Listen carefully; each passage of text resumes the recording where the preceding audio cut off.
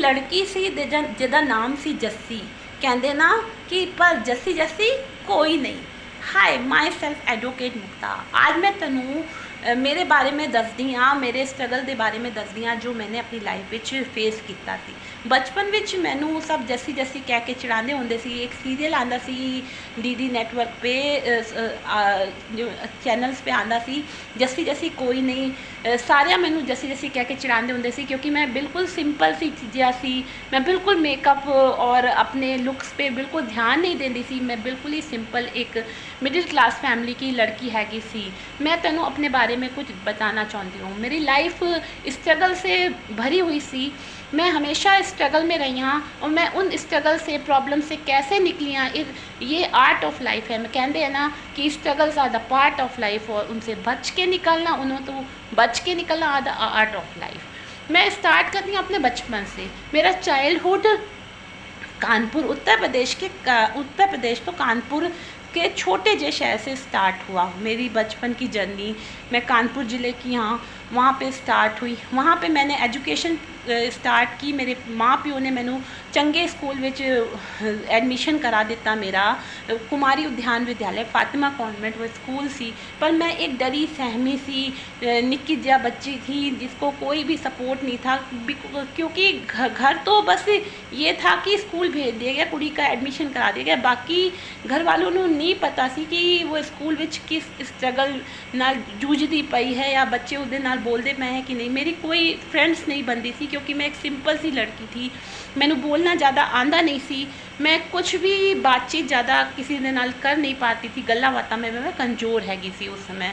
फिर धीरे धीरे मेरी एजुकेशन बढ़ी। मैं 8वीं क्लास विच थी तो सब मेरी एक छोटी बहन भी सी और मेरा एक बड़ा भरा भी सी घर विच। उन्हां दे पालन पोषण में मेरे माँ प्यो ने कोई कमी तो नहीं छड्डी, लेकिन धीरे धीरे रिश्तेदारों ने आखना शुरू कर दिता कि अब कुड़ी बड़ी हो गई है, जवान थी गई है, की करना एजुकेशन दे के, की करना पढ़ा के। रिश्तेदारों ने मेरी माँ के कान विच, कहते ना कान में जो जहर भरा जाता है उसका कोई इलाज नहीं है, मेरी माँ के कन्ना विच यह जहर भर दिता कि अब तो कुड़ी जवान हो गई है, तेरी एक और लड़की कुड़ी है बैठी है, उसे उसका भी ब्याह करना है, तो किवें दो लड़कियों का ब्याह करेगी। क्योंकि फैमिली की आर्थिक स्थिति इवें नहीं थी कि 3 बच्चों को पाला पोसा जा सके और उन्होंने एजुकेशन पे ध्यान दिता जा सके।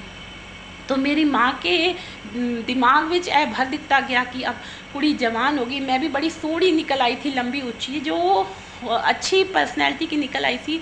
तो सब कहते थे यह वड्डी हो गई है। 9th क्लास में मेरी पर्सनैलिटी हाइट बढ़ गई सी। मैं बास्केटबॉल की प्लेयर होंदी सी। तो सब कहने लगे कि अब क्या पढ़ाना इनू, इसका ब्याह करो टूरो, तुहाडे 2 बच्चे और भी हैं, ए वड्डी है, इसका ब्याह होगा बाद में, निक्की कुड़ी का होगा। तुहाडी फैमिली की कंडीशन भी इतनी नहीं है कि तू 2 कुड़ियां तू पाल सके, अभी एक का ब्याह करेगी तभी तो दूजे का होगा। उस समय मेरे स्ट्रगल का पहला दिन था। मैं पहला दिन हैगा सी, मेरा पहला स्ट्रगल वही हैगा सी। और मेरी आर्ट ऑफ लाइफ में उहदे विच भी बच के निकल आई।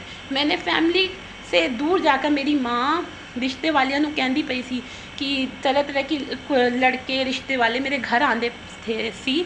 तब मैंने स्ट्रगल किया कि मैं इस 16 और 17 साल की उम्र में कोई राइट नहीं बनता ना गवर्नमेंट की तरफ से भी कि इतनी एज में किसी कुड़ी का ब्याह किया जाए। तो मैं वहाँ से निकली। मैंने फैमिली के तरफ से स्ट्रगल किया। मैंने फैमिली को बोला कि मैनू ब्याह नहीं कराना, अजे मैनू ब्याह नहीं कराना। तो वहाँ पहला स्ट्रगल मेरा स्टार्ट किया गया सी।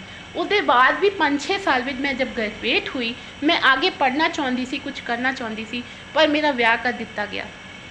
उत्थे मैंने बड़ा स्ट्रगल किया। मैंने अपने सौरे की दुकान संभाली, फोटोकॉपी ते पीसीओ होंदा सी छोटा सा, मैंने वो किया क्योंकि मेरा जो घर वाला था वो ठीक नहीं निकला है। तो किस्मत की बातें होती हैं। वहाँ मेरा एक न्यारा भी जन्मा, मेरा प्रिंस करके एक पुत्र हैगा सी जो अब 18 साल का हो भी गया है। तो वहाँ पे मेरा स्ट्रगल शुरू हुआ।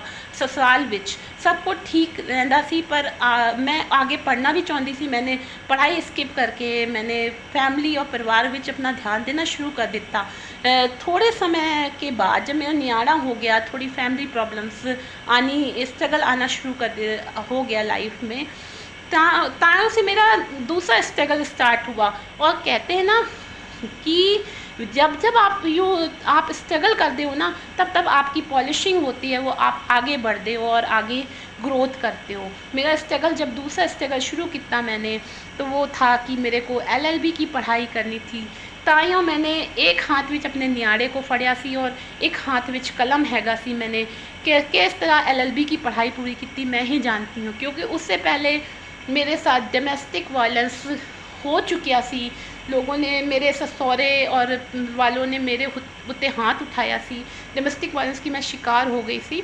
उसके बाद मैंने प्रण किया कि मैं अब कुछ ना कुछ तो इस लाइफ में मैनू करना है, लाइफ ऐसे नहीं जानी।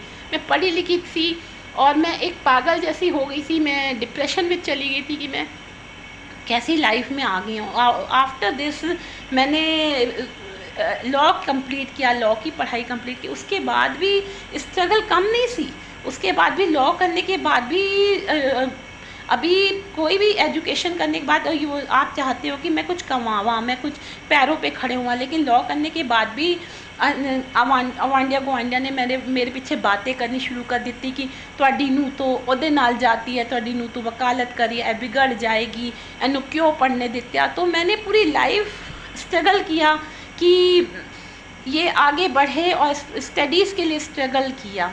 आफ्टर दिस मैंने लॉ कंप्लीट किया और उस रिश्तों तो मैं हट के आई। मैंने उस रिश्ते को, जिस रिश्ते में रह के मैं डिप्रेशन में सी, मैनू पागल करार कर दिता गया सी। मेरे अपने ही घर वालों ने डोमेस्टिक वायलेंस किया सी। मेरे जेठ ने मैनू मार के कढ़ने की कोशिश की। बहुत ज़्यादा स्ट्रगल देखने के बाद मेरे जेठ जिठानी, नंद नंदोई, ये सब ने मेरे ऊपर डोमेस्टिक वायलेंस किया। मैं पुलिस के पास जाती सी तो वो भी कोई रिएक्शन नहीं देते सी। वो कहते सी कि जाओ, तुहाडा घर का मामला है, औरतों का झगड़ा है, तो तुसी निपटो जा करके। जब फिर मैंने LLB की पढ़ाई कंप्लीट की तो मैंने समझ में आया कि लॉस की होते हैं, मैं किवें जावां, किवें कंप्लेन करावां। तब तक तो मैं इन सब से बहुत ऊपर उठ चुकी सी, मैं बहुत आगे बढ़ चुकी सी। अब मैं अमृतसर पंजाब में हाँ, अपना एक फर्नीचर का शोरूम मैंने खुला हुआ है, जिसको मैं आगे बढ़ा रही हूँ। मेरा एक ही इरादा है और एक ही आगे का लक्ष्य है जैसी कि जो कुड़ियाँ डोमेस्टिक वायलेंस का शिकार हैं और जिनको घर से सपोर्ट नहीं मिलता, मेरा ये कहना यही है कि लड़कियों को एक अपना घर होना चाहिए। कहते हैं कुड़ियाँ चिड़ियाँ होती हैं, इनके पैके सौरे तो होते हैं, इनके घर नहीं होते, चिड़ियों के पर होते हैं, लेकिन इन्हां दे घर नहीं होते। इसलिए मैं कहना चाहती सी कि जो भी लड़की स्ट्रगल कर रही है, मैं उन्हां दे वास्ते आदर्श बनना चाहती हाँ। और उन्हें मैं यूट्यूब पे और सोशल मीडिया पे वीडियो बनाती पई सी जिन्होंने बहुत ही अप्रीशिएट किया जा रहा सी। और कहते हैं ना कि हर एक कहते होंगे सी कि हर एक बुराई के पीछे अच्छाई होती है। मेरा स्ट्रगल रहा पढ़ाई के लिए और चीज़ों के लिए, मेरा बहुत स्ट्रगल रहा। फिर मैंने वीडियो बनाने की कोशिश की। अभी भी मेरी पंजाबी थोड़ी सी कमज़ोर है किसी, फिर भी मैंने कोशिश करती कि पंजाबी में वीडियो बनाऊं जोश शौक़ के लिए। इसलिए मैंने ये वीडियो बनाया और मैं समझाना चाहती हूँ कि इस वीडियो के माध्यम से मैं ये समझाना चाहती हूँ कि लाइफ इज़ शॉर्ट। आप whatever you want to do you can do. और सारी कुड़ियों को ये मैसेज देना चाहती हूँ कि अपने लिए कुछ ना कुछ करो, नहीं तो ये दुनिया जीने नहीं देगी। और इसी के साथ मैं अल्प विराम लेती हूँ।